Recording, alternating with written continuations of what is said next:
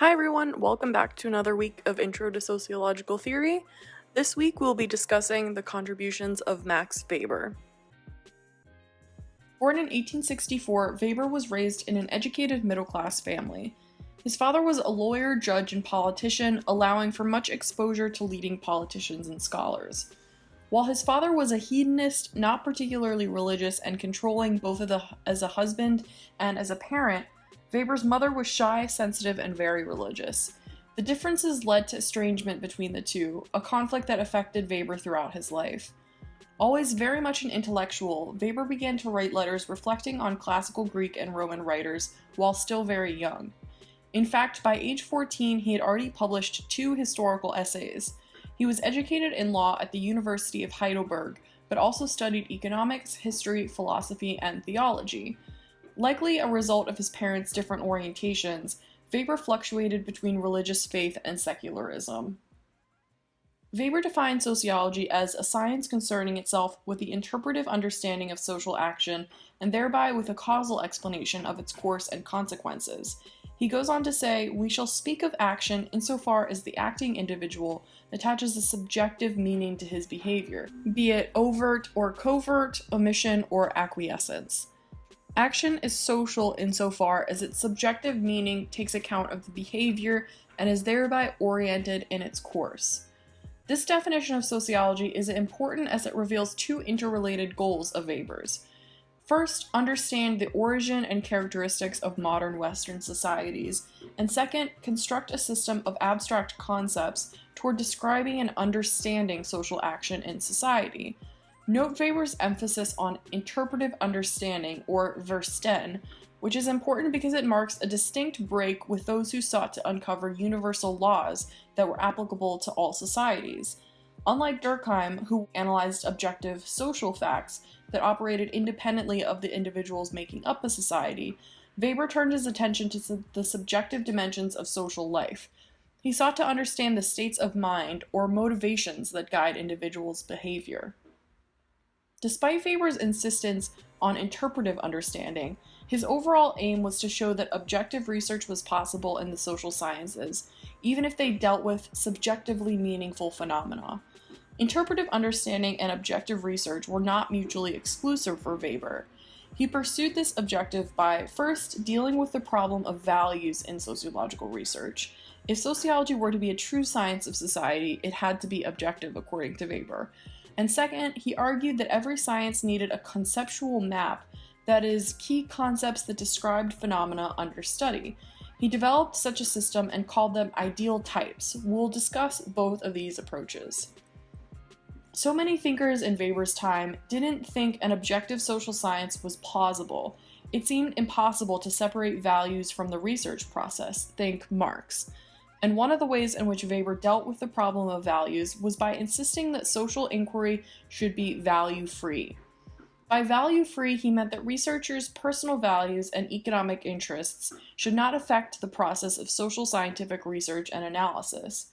If these factors were influential in the process, the results, i.e. the knowledge gained, could not be verifiable. So for Weber, sociology should not be a moral science. One cannot state scientifically which norms, values, or patterns of behavior are correct or best. One can only describe them objectively. For Weber, these kinds of descriptions would be a significant achievement since they do not yet exist. So unlike many other onlookers, Weber made a distinction between what ought to be the realm of values and what is the realm of science. He argued that sociology should focus only on what is, i.e. science. So if any value should guide social research, it would be the search for truth. Also, Weber's value-free sociology left no room for reliance on magic, so that magic and other inherited wisdom became less acceptable as a means of explaining events. He referred to this change as a process of rationalization, a dominant theme in his work. The other way that Weber sought to ensure objective research was to initiate the development of conceptual maps or analytical constructs, which he termed ideal types. These ideal types would be useful for describing forms of actions and patterns of social organization. Ideal types are essentially summaries of the basic properties of social phenomena. You might think of ideal types as constructs or models. They highlight the types of characteristics or features we would expect to find when looking at a social phenomena in its pure form. They serve as analytical constructs against which real-life cases can be compared, or rather as conceptual yardsticks for examining differences and similarities, as well as causal connections between and among social processes being studied. Weber developed two kinds of ideal types, historical and general. An example of a historical ideal type was his analysis of the spirit of capitalism, in which he listed features of this belief system. For Weber, once the essence of this belief system had been highlighted, it would be possible to look for the causes for the emergence of, in this case, capitalism. Weber, in The Protestant Ethic and the Spirit of Capitalism, argued that Protestantism was the key historical cause of the rise of capitalism. Despite his rejection of general laws of human organization, Weber still aimed to make generalizations about social phenomena through his general ideal types. He formulated ideal types of phenomena that are always present in human action, including key properties of actors, action, and social organization. The most famous is Weber's conceptualization of the four types of action: instrumentally rational action, value rational action, traditional action, and effectual action. So let's look at Weber's four types of action. The first, instrumentally rational, is based on objective, ideally scientific knowledge. Action geared toward efficient pursuit of goals by calculating advantages and disadvantages linked with the likely means of achieving those goals. In this type of action, the means and ends are linked. For example, strategically rehearsing one's performance for a job interview, the decision of a labor union to strike to bargain for improved employment conditions, etc. Value rational is behavior that's influenced by one's basic values. It also involves conscious, strategic selection of means capable of effectively meeting one's goals, but pursued as an end in itself. That is, doing things because it's the right thing to do. It's about putting one's values into practice rather than necessarily bringing about a desired change in the world or one's condition. For example, behavior determined by religious values such as avoiding sex outside of marriage, certain types of approved dress, avoiding alcohol, etc. Traditional is determined by ingrained habituation. That is, behaviors are determined by habit or long-standing custom. Conduct is shaped not only by concern with maximizing efficiency or commitment to an ethical principle, but by unreflective adherence to established routines. The last, effectual or effective, is determined by people's emotions. It's marked by impulsiveness, and there's no calculation weighing means and end. For example, a parent slapping a child, or an athlete arguing a ref's call. Ideal types signify pure forms of action. Weber realized that actual situations would not perfectly reflect these concepts, but felt that they provided a common reference point for comparison. So, a variety of empirical cases could be compared systematically with one another and with the ideal type. A major theme in Weber's work is rationalization.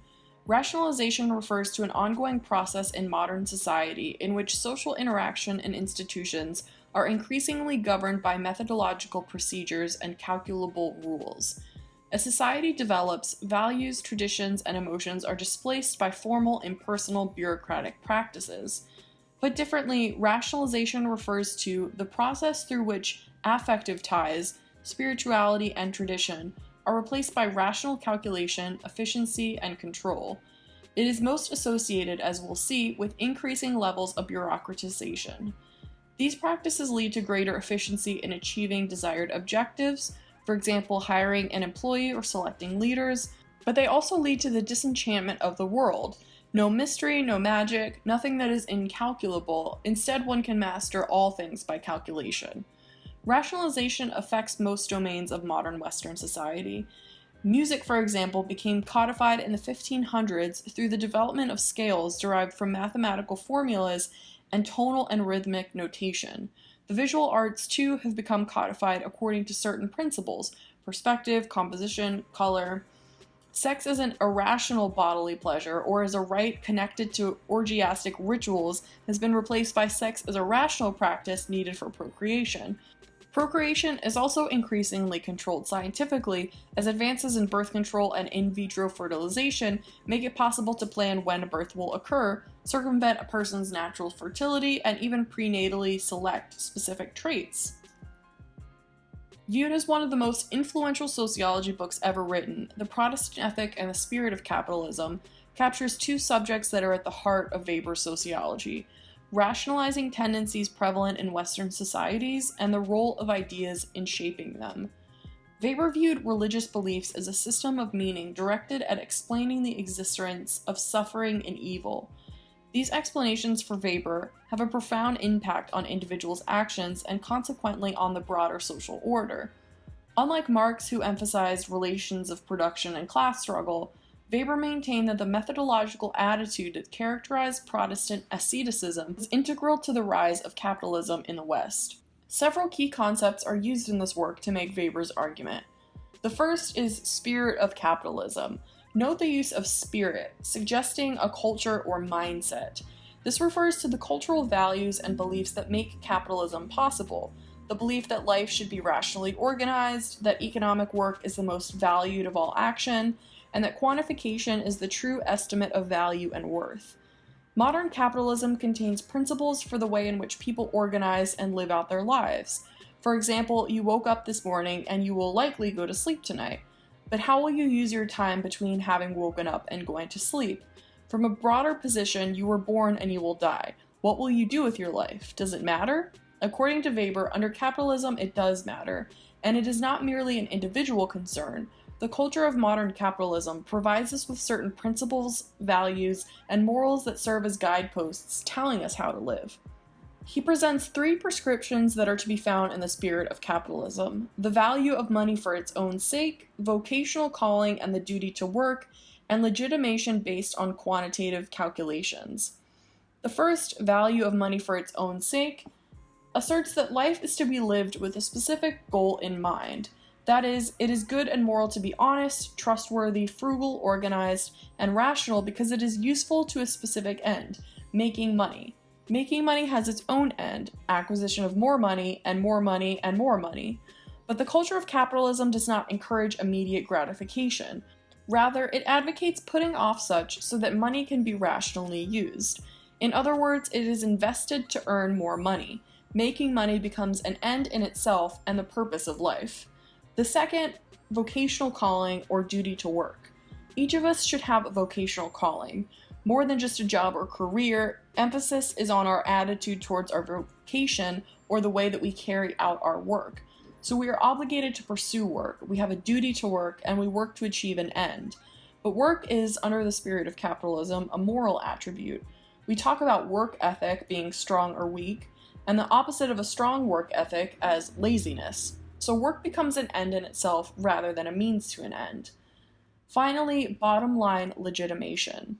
The culture of capitalism values quantitative legitimations. That is, capitalist behaviors are legitimized in terms of bottom line or efficiency calculations. For example, the film Roger and Me by Michael Moore depicts the closing of GM plants in Flint, Michigan, resulting in the loss of over 30,000 jobs and the destruction of Flint's economy. The film asks about GM's responsibility. From GM's position, the closing was legitimated through bottom-line financial portfolio management. The preceding list of cultural directives that characterize the spirit of capitalism find their roots in the Protestant doctrine. Weber is not arguing that capitalism is religious. Rather, he's showing how once culture is born, it can have unintended consequences that are independent of the group creating it. Protestantism didn't directly produce capitalism. However, it did create a culture that, when cut loose from its social group, influenced the rise of capitalism. The most important religious doctrine behind the spirit of capitalism was Martin Luther's doctrine of the calling. A calling for Luther was no longer something peculiar to the priesthood or monks and nuns. Rather, everyone could have a personal relationship with God. People didn't need to go through a priest. Also, people were saved by personal faith, not by membership in a church. So each person stood before God individually. Each person will stand before God on Judgment Day and give an account of what he or she had done in his life. This means that God cares what each individual does and has a specific plan for each life, and that plan involves a calling. The calling is not necessarily to the ministry. A carpenter is also called to work as a carpenter for God. The work of the carpenter is as sacred as the work of a minister or pastor. John Calvin built on the idea of the calling with his doctrine of predestination, in turn based on the sin nature doctrine. Everyone, Calvin believed, was born in sin. There's nothing anyone can do to save himself from hell. Salvation is the work of God, and God, through a work of grace, is the one who saves. Moreover, it is God who determines, or predetermines, who will be saved. We are thus predestined to go to heaven or hell. So imagine you are a 1500s, 1600s Calvinist believer for whom heaven and hell are very real, but you don't know if you're going to heaven or hell. Neither church membership, nor baptism, nor confessing faith will help because you are predestined. The solution might be to follow the recommendation to engage in restless work in a vocational calling. This is the best means of acquiring the self-confidence that you are among the elect. If God has saved you, then you will produce good fruit, i.e., your life will be lived in the relentless pursuit of God's glory. Thus, diligent labor became a way of life for Calvinists. If one were truly chosen, then God would bless you economically. So everyone worked hard because time belonged to the Lord. Everything was guarded, watched, recorded. People kept journals of daily life in order to be certain that they were doing good works, and in doing so their lives became rationally defined and systematically ordered. But asceticism became the rule. Asceticism is the belief that one can attain a higher spiritual state by avoiding the lusts of the flesh or pleasures such as food, luxuries, entertainment, etc. of life. They are viewed as sinful and leading only to damnation, so the blessings of God are to be reinvested in the work which God had given you. So taken together, the Protestant ethic commits each person to a worldly calling, places on him the responsibility of stewardship, and simultaneously promises worldly blessings and demands abstinence. Before we look at each type of domination, it's important to examine another concept, that of legitimacy. It's important because each type of authority we'll examine is legitimated by one means or another. For Weber, legitimacy referred to belief systems on which valid commands coming from authority figures are based. These belief systems supply the justifications and motives for demanding obedience and allow for those in authority to rightfully exercise domination over others. This is all important because it is these justifications that authority figures turn to when seeking to legitimate their actions and the actions of those subjected to their commands. Weber's sociology involved an attempt to understand patterns of domination. To do so, he identified historical trends and shifts in the bases of domination in human societies. He identified three types of domination that evolved historically as a result of the social conditions or social change. The first is traditional authority in periods of relative stability. The second is the emergence of charismatic leaders who mobilize opposition movements and establish new patterns of domination. And the third is rational legal authority that emerges with the expansion of markets during capitalism, personified by law and bureaucratic organizations. The first type of domination is based on tradition, or as the text puts it, the authority of the eternal yesterday. Traditional domination rests on an established belief in the sanctity of immemorial traditions. That is, it is justified by belief that it is ancient and embodies an inherent state of affairs that cannot be challenged by reason. So it's a very conservative type of authority that declares what was is. This type of authority is reflected in that of kings and tribal chieftains. Leadership positions are attained on the basis of lines of heredity or rites of passage rather than impersonally measured merit.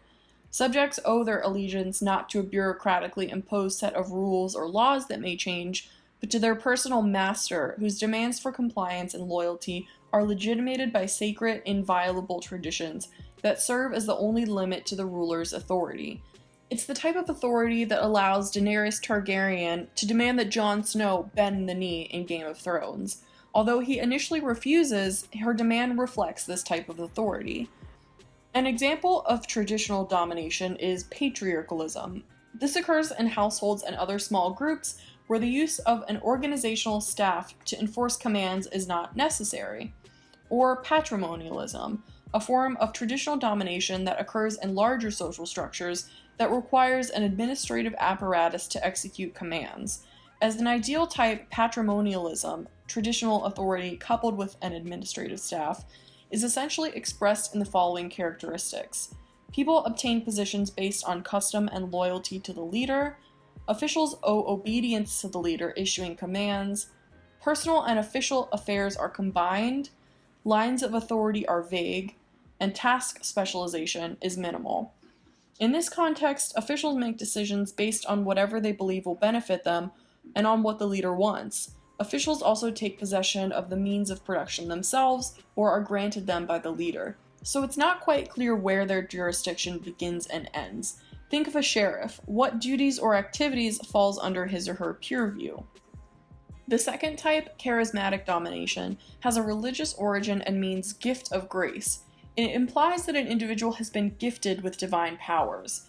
In practice, Weber uses the concept to refer not only to manifestations of divinity, but also to extraordinary individuals who somehow identify themselves with core issues that affect people's lives, and who, by the force of their personalities, communicate their inspiration to others and lead them in new directions.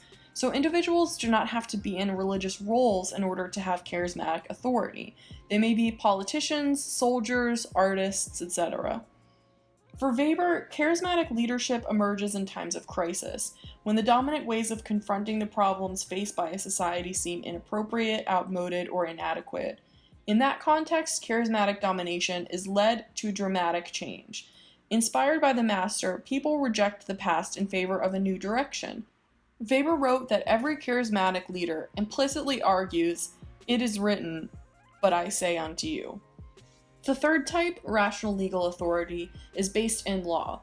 Weber put it this way: legal domination exists by virtue of statute. It is based on the belief that any legal norm can be created or changed by a procedurally correct enactment. So the basis for legitimacy in a system of rational legal domination lies in procedure, or the rule of rationally established laws. People believe laws are legitimate when they are created and enforced in the proper manner. Also, people see leaders as having the right to act when they obtain positions in procedurally correct ways, for example, an election or appointment. Under this system, obedience is owed not to the person who exercises authority, we'll see this when we look at the classic example, the bureaucracy, but to the office or position in which the authority is vested. It is the impersonal legal order that gives this leader the authority to demand compliance. He or she gives up that right when he or she has left the position. The rule of law, rather than of persons, reflects the process of rationalization. This is most clearly observed in a modern bureaucracy. Bureaucracy was the term that Weber assigned to the administrative apparatus in a rational legal system. He argued that it was oriented to the creation and enforcement of rules in the public interest. For Weber, bureaucracy was the archetypal example, or ideal type, of instrumentally rational action. So, as with other ideal types, he outlines its unique and most significant features. What makes his description important is that bureaucracies have become the dominant form of social organization in modern society.